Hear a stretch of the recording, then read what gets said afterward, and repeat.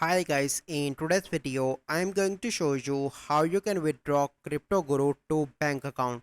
So in this video we are going to show you is it possible or not. So let's check out. So first step, you need to download the Cryptoguru trading simulator. So once you download this app, so you simply need to go and open this app. So once you open this app, here you can see that you have a virtual balance of $3,000. So currently you can see that I invested $0 and I have $3,000.